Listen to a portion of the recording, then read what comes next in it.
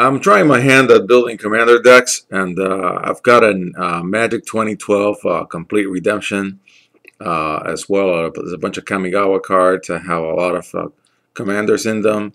I also have a lot of enchantments, so I'm going to try in this deck an Odric commander build. It's got 60 cards, and it's going to have a bunch of humans. And also, to play something like War Falcon, I'm also going to have knights and soldiers. So Odric is a 4/3/2 with first strike, and when it and at least 3 other creatures attack, you choose which creatures block this combat and how those creatures block. So that's a pretty useful ability. Uh, just gonna name these cards going up because these commander decks are pretty big. Uh, Gideon's Lawkeeper. So these are my light drop. I also pulled some commons from other sets that I have. Lion, Maverick, Elite, Vanguard, then Valiant Guard. I also pulled a complete common and uncommon set from Avacyn Restored.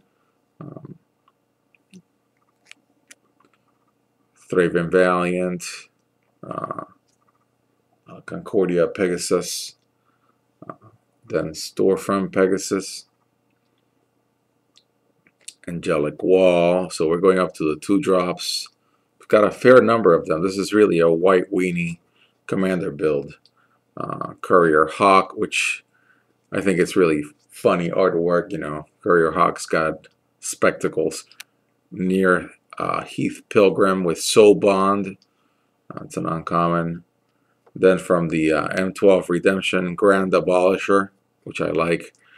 During your turn, your opponents can't cast spells or activate abilities of artifacts, creatures, or enchantments. That's fairly limiting. Night Guard Patrol, First Strike and Vigilance, Crusader of Odric, Court Street Denizen, fleshly pulled out of Gatecrash, Mentor of the Meek, Elder Cathar. When it dies, you can put counters, and if it's a human, then you got a bunch of humans in this deck. Attendant Knight, Midnight Guard, Benelish Veteran, again from the M12 Redemption, Kemba Skyguard. I also pulled a bunch of commons from Scars of Meridan, Gideon's Avenger. Whenever a creature an opponent controls becomes tapped, put a +1/+1 counter on Gideon's Avenger. Adaptive Automation, a great card from Magic 2012. You can choose a creature type, and Adaptive Automation is that type in addition to its other types, so I make it human. And other creatures you control of the chosen type get +1/+1. Fiend Hunter, which is almost like an Oblivion ring, but it's a creature. You may exile another creature. When it leaves a battlefield, return the exile card to the battlefield under its owner's control.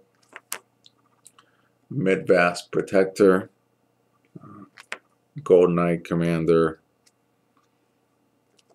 Stonehorned Dignitary, it's almost a wall. A Griffin, Flyer. It's nice to have some flyers in your white decks. Arbalest Elite, Bazaar Cravat. We're getting heavy here. 5-drop. When it attacks, another target attacking creature gets +0/+2. Another flyer. Then from Innistrad, Angelic Overseer, flying. As long as you control a human, Angelic Overseer has hexproof and is indestructible. And in this deck, you're likely going to be doing that if you've got any cards out. Manor Gargoyle, if you get in trouble, it's a defender, indestructible. Geist Honored Monk, with its P and a T equal to the number of creatures you control. Archon of Justice, a flyer. Then, of course, from the Redemption, Gideon Jura. It's got a lot of nice abilities. I especially like the 0-1.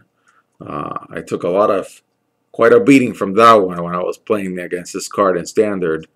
Until the end of turn, Gideon Jura becomes a 6/6 human soldier creature that's still a planeswalker. Prevent all damage that will be dealt to him this turn. Boy, that's rough. Same with Sun Titan, a 6/6/6 with vigilance.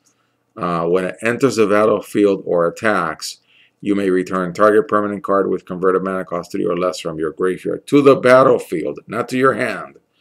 And that's why it's a Titan. Now we're going to go through the sorceries. Not that many because it's white. Revoke existence, exile target artifact or enchantment. Day of Judgment, destroy all creatures, that includes yours. Increasing Devotion, which drops a bunch of tokens. Terminus, definitely a stable. Put all creatures on the bottom of their owner's libraries. Righteousness from Magic 2010.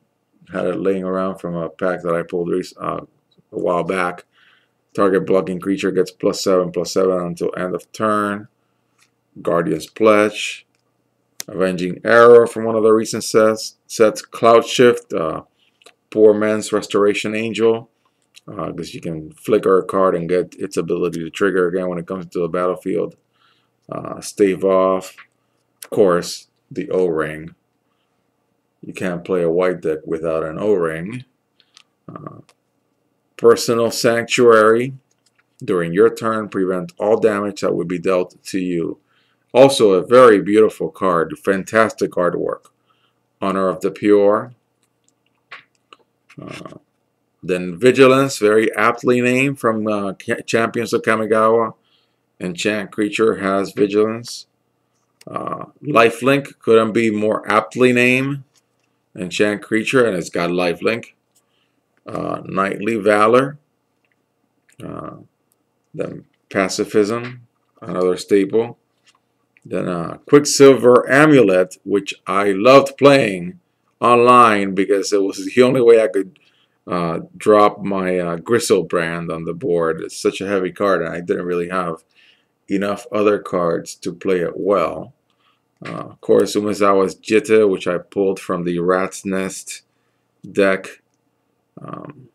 And Pithing Needle, which I pulled from a bunch of Saviors packs.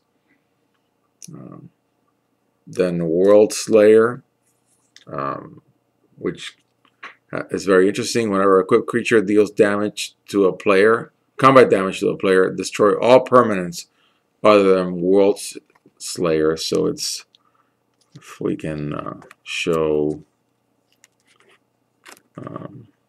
Day of Judgment.